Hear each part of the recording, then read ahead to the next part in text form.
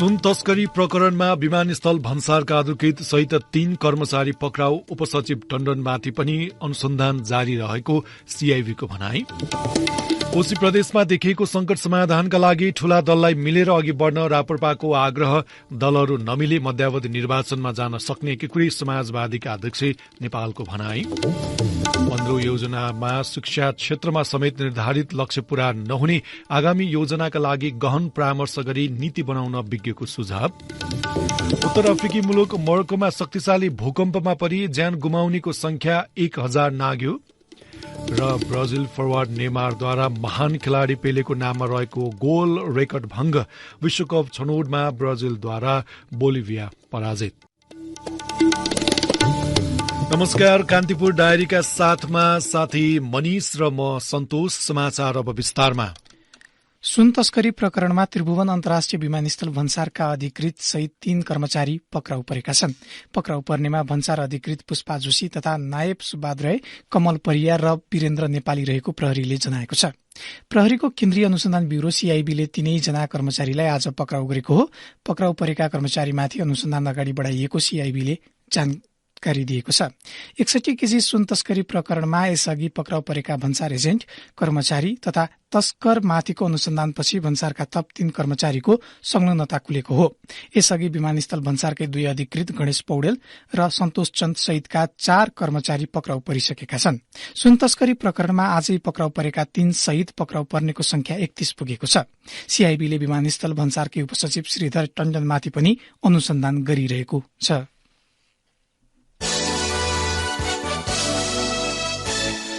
राष्ट्रिय प्रजातन्त्र पार्टी राप्रपाका अध्यक्ष राजेन्द्र लिङदेलले कोशी प्रदेशमा राजनैतिक संकट देखिएकाले कंग्रेस र एमाले मिल्नुको विकल्प नभएको बताउनु भएको छ। सर्वोच्च अदालतको परमादेशपछि गठित मुख्यमन्त्री हिक्मत कारकी नेतृत्वको सरकारलाई राप्रपाको कुनै समर्थन नरहेको भन्दै अध्यक्ष लिङदेलले अहिलेको समस्या सत्तारूढ कंग्रेस र प्रमुख प्रतिपक्ष एमाले मिलेर मात्रै समाधान हुने बताउनुभयो। विराटनगरमा संचारकर्मीसँग कुरा गर्दै उहाँले भन्नुभयो, हामी कुनै पक्षमा नलागिदिँदाखेरि यहाँ प्रदेश सभा नै विघटन हुन सक्ने परिस्थिति पनि चाहिँ देखिन थालेको अवस्था छ। तर त्यो कुन बेला हो भन्दाखेरि कांग्रेस र एमाले मिलेन भने त्यो अवस्थामा मात्रै हामी कतै लागिदिए हुन्थ्यो भन्ने कुरा हो। र सबभन्दा पहिलो उपयुक्त कुरा त अहिलेको व्यवस्थाको संस्थापकहरू मिलेर यो प्रदेश सभालाई जोगाए राम्रो हुन्थ्यो। अध्यक्ष लिङदेलले प्रदेश सभा नै विघटन हुने परिस्थिति आए मात्रै आफूहरूको भूमिका निर्णायक हुने बताउनुभयो। उहाँले प्रादेशिक संरचनाका कारण देश नै गम्भीर अवस्थामा पुग्ने खतरा बढेको भन्दै चिन्ता व्यक्त गर्नुभयो।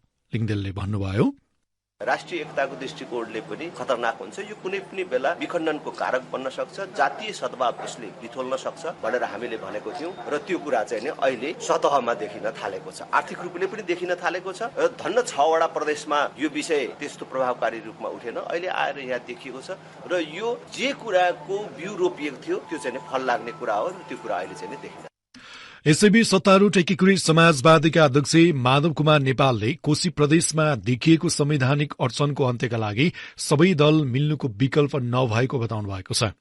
काठमाडौँमा आयोजित कार्यक्रममा अध्यक्ष नेपालले सबै राजनीतिक दलहरू मिल्ने कि मध्यावधि चुनाव गर्ने भन्ने विकल्प मात्रै रहेको बताउनुभयो। उहाँले भन्नुभयो, कोशीमा यस बीचमा कतिवटा सरकार बनिसक्यो। एउटा मुख्यमन्त्री थिए, उनले राजीनामा दिए, फेरि त्यसपछि राजीनामा दिइसकेपछि अर्को सरकार बनाउन समस्या भयो, अर्को बन्यो, फेरि त्यो ढल्यो, फेरि अर्को बन्ने। यही सिलसिलामा कतिसम्म चल्ने हो? त्यो जटिलतालाई हल गर्ने भनेको 2टा उपाय छ, कि मिलेर जानु, कि कसैलाई साथ दिनु, कि त चुनावमा जानु।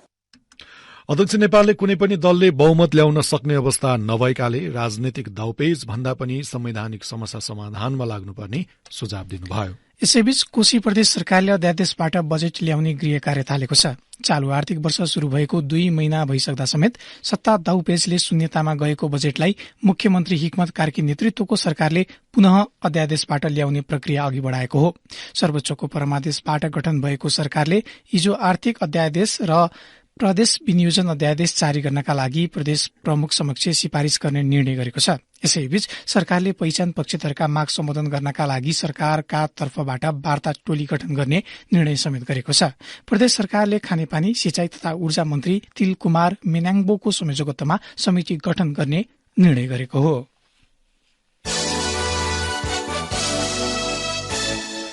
अब कान्तिपुर सविस्तारको पालो। कान्तिपुर सविस्तार। राष्ट्रिय योजना आयोगले 16औं योजना ल्याउने गृह कार्यमा छ। अघिल्लो 5 वर्षीय योजनाबाट विभिन्न क्षेत्रमा लिएको लक्ष्य पूरा हुन सकेको छैन। लक्ष्य पूरा हुन नसकेको क्षेत्र शिक्षा समेत हो। विद्यालयमा विद्यार्थीको भर्ना दर वृद्धि हुन नसक्नु, माध्यमिक तहका विद्यार्थी नबढ्नु, प्राविधिक शिक्षामा आकर्षण वृद्धि हुन नसक्नु जस्ता समस्या 15औं योजनाले भोगिसकेको छ। यस्तो अवस्था दोहोरिन नदिन आगामी योजनाका लागि पर्याप्त छलफल गरी उपयुक्त नीति लिन विज्ञले सुझाव दिएका छन्।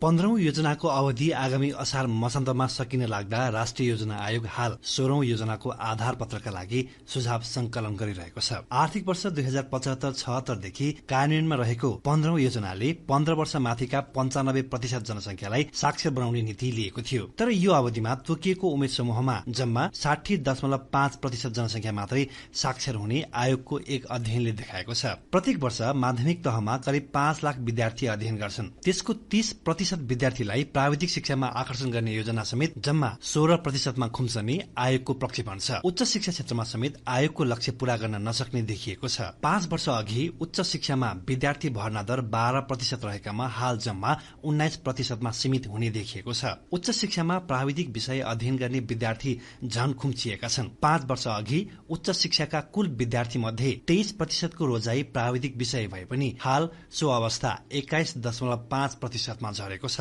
विज्ञान तथा प्रविधिको क्षेत्रमा भने शून्यबाट केही प्रगति भएको देखिएको छ। 5 वर्ष अघि नेपालमा विज्ञान अध्ययन केन्द्र नरहेकामा हाल 2वटा रहेका छन्, जबकि विज्ञान अध्ययन केन्द्र 7वटा बनाउने लक्ष्य रहेको छ। यसरी लक्ष्य पूरा हुन नसक्नुको कारणबारे आयोगका पूर्व सदस्य डाक्टर उषा झा भन्छन्, कोभिड-19 ले गर्दाखेरि सबभन्दा बढी मार परेकै शिक्षा क्षेत्रलाई हो। किनभने विद्यार्थीहरू स्कुलमा आउन पाएनन् र जुन यो सिस्टम ट्रान्सफर्मेसन हुन्छ नि, जुन क्लासरुम एजुकेशनबाट यिनीहरूले जुन यो नेटवर्क एजुकेशनमा जुन गयो नि, नेट स्कुलिङ सिस्टममा, त्यसले गर्दा त्यो एड्याप्ट गर्नलाई नि धेरै स्कुलहरूलाई धेरै टाइम लाग्यो। टिचरलाई ट्रेनिङ गर्ने, त्यसपछि विद्यार्थीलाई गर्ने, त्यसपछि नेटको प्रोभिजन गर्ने। यसो गर्दाखेरि स्कुलको धेरै ग्याप हुँदै गयो कि स्कुलको पढ्ने पढाउने वातावरणमा सुधार आउनुको ठाउँमा। त्यसले गर्दा सबभन्दा बढी इम्प्याक्ट परेको शिक्षा क्षेत्रलाई हो। सबैका लागि गुणस्तरीय शिक्षामा पहुँच सुनिश्चित गर्न नसक्नु, विषयगत शिक्षक व्यवस्थापन गर्न नसक्नु, प्राविधिक शिक्षालाई शिक्षाको मूल धारको रूपमा विकास गर्न नसक्नु तथा विश्वविद्यालय शिक्षालाई अनुसन्धानमा आधारित बनाउन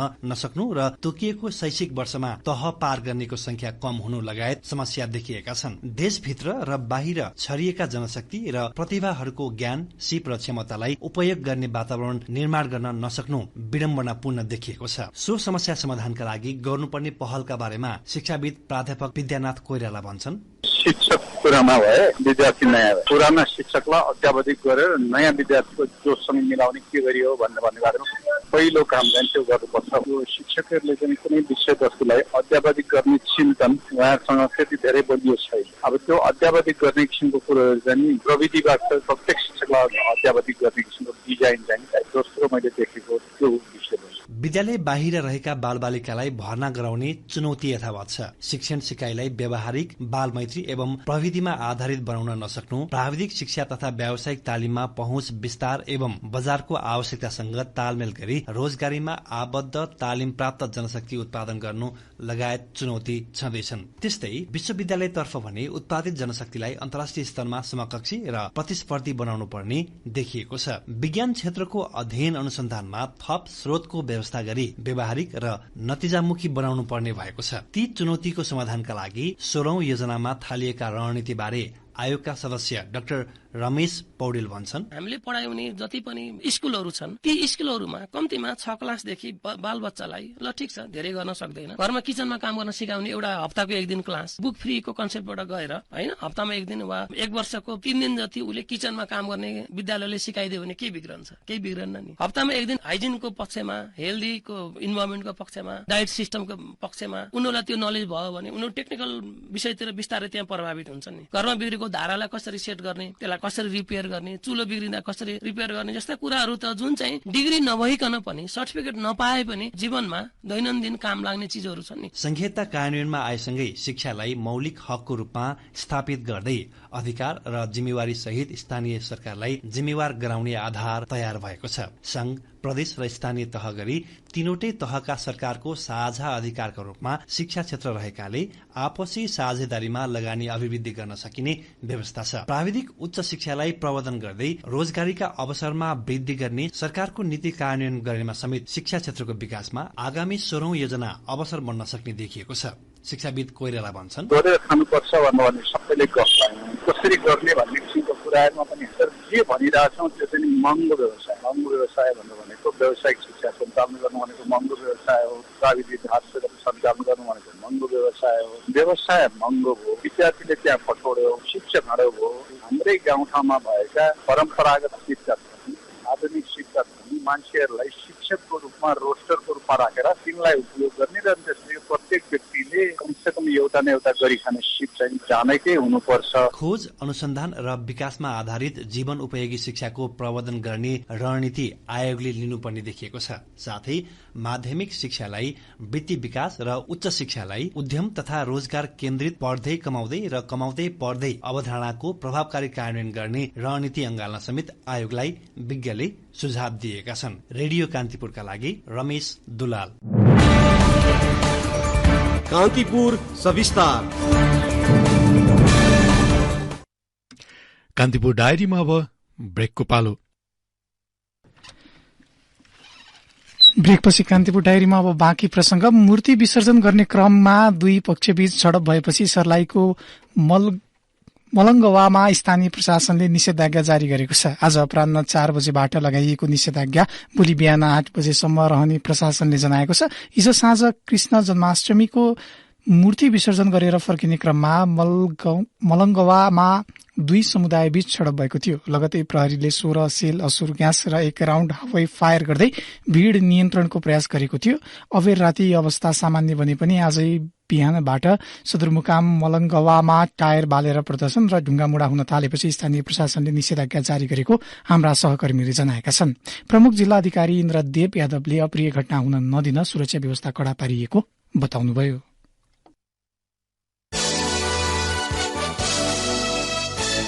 नेपाली कंग्रेसका नेता शेखर कोइरालाले आफ्नो पार्टीको नेतृत्वमा सरकार बनाउन आवश्यक भएको बताउनु भएको छ। भरतपुरमा आज पार्टीको जिल्ला सम्मेलनको उद्घाटन गर्दै नेता कोइरालाले देशमा अराजकता बढेको र कंग्रेसलाई चारैतिरबाट आक्रमण भएकाले यसलाई चिर्न पार्टीको नेतृत्वमा सरकार गठन हुनुपर्ने बताउनु भएको हो।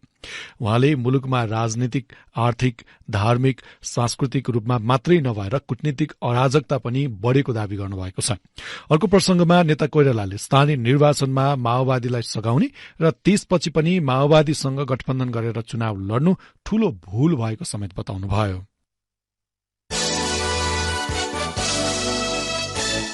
मुलुकमा डेंगी संक्रमण पुनः बढ़न थालेको छ। पछिल्लो एक सातामा मुलुकभर थप 1790 जनामा डेंगी संक्रमण पहिचान भएको हो। थपिएका संक्रमित मध्ये सबैभन्दा धेरै सुनसरीमा 1446 जना रहेको स्वास्थ्य तथा जनसंख्या मन्त्रालय अन्तर्गतको इपिडेमियोलोजी तथा रोग नियन्त्रण महाशाखाले जनाएको छ। यो सँगै यस वर्ष नेपालमा डेंगी संक्रमण पुष्टि हुनेको संख्या 24,417 पुगेको छ। सुनसरीमा मात्र डेंगी संक्रमितको संख्या 13,877 पुगेको छ।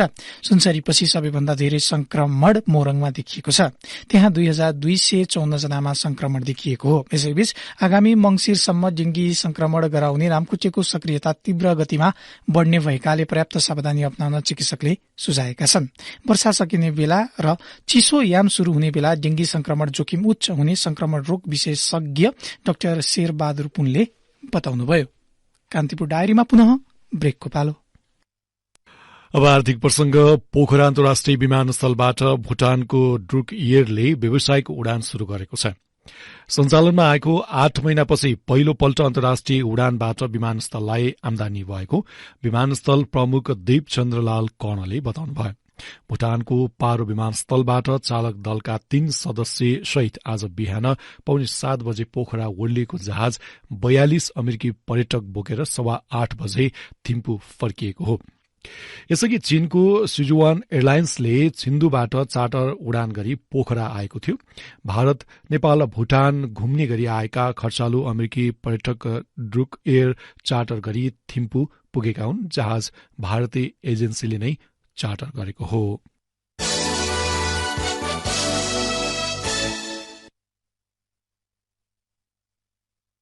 अब अन्तर्राष्ट्रिय प्रसंग। उत्तर अफ्रिकी मुलुक मोरोक्कोमा शक्तिशाली भूकम्पमा परि ज्यान गुमाउनेको संख्या 1000 नाघेको छ।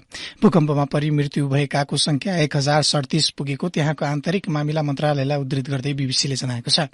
भूकम्पका कारण माराकेश शहर सबैभन्दा बढी प्रभावित भएको छ, तर दुर्गम पहाड़ी क्षेत्र लगायत देशका अन्य भाग पनि नराम्ररी प्रभावित भएका छन्। घाइतेहरूको उपचारका निम्ति रगत अभाव नहोस् भन्दै रक्तदान गर्न सरकारले स्थानीयलाई आह्वान गरेको छ। मोरोक्कोको आन्तरिक मामिला मन्त्रालयका अनुसार शुक्रबार राति मध्ये मोरोक्कोमा 6.8 म्याग्निट्युडको भूकम्प गएको हो। भूकम्पले भत्किएका भवनका भग्नावशेषमा मानिसहरू पुरिएको र उद्धार समेत भइरहेको बीबीसीले जनाएको छ। भूकम्पको केन्द्रबिन्दु माराकेशबाट 71 किलोमिटर दक्षिण पश्चिममा रहेको हाई एटलस माउन्टेनमा परेको छ।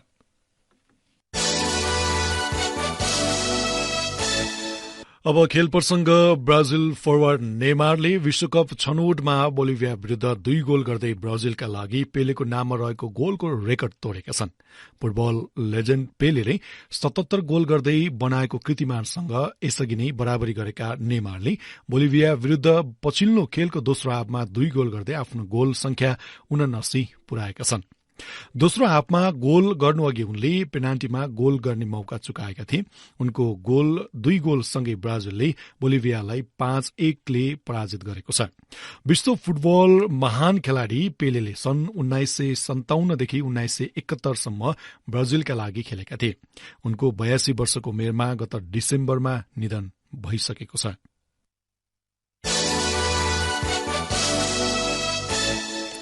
एशिया कप क्रिकेट अन्तर्गतको सुपर 4 को खेलमा श्रीलंकाले बंगलादेश सामु 258 रनको विजय लक्ष्य पेश गरेको छ। श्रीलंकाको घरेलु मैदान कोलम्बोमा बंगलादेशले टस जितेर फिल्डिङको निर्णय गरेपछि ब्याटिङमा उत्रिएको श्रीलंकाले निर्धारित 50 ओभरमा 9 विकेट गुमाउँदै 257 रन बनाएको हो। अहिले बंगलादेश जवाबी ब्याटिङमा छ। यो समाचार तयार पार्दासम्म बंगलादेशले 24.4 ओभरको समाप्तिमा 4 विकेट गुमाउँदै 100 रन पूरा गरेको छ। श्रीलंकाले यसअघि एशिया कपको 6 पटक उपाधि जितिसकेको छ भने बंगलादेश अहिलेसम्म उपाधि विहीन टोली हो। यसअघि 3 पटक फाइनलमा पराजित भइसकेको बंगलादेश आजको खेलमा श्रीलंकालाई हराउँदै उपाधिमाथि बलियो दावेदारी पेश गर्न चाहन्छ। हौस् नै प्रसंगसँगै कान्तिपुर डायरीको यो बुलेटिन यही सकिन्छ। भोलि बिहान 6:30 बजे हामी नियमित बुलेटिनका साथमा उपस्थित हुनेछौं। अहिलेलाई न्यूज डेस्कका सम्पूर्ण साथीहरूसँगै साथी मनिष र म सन्तोष बिदा हुन्छौं। नमस्कार, शुभरात्रि।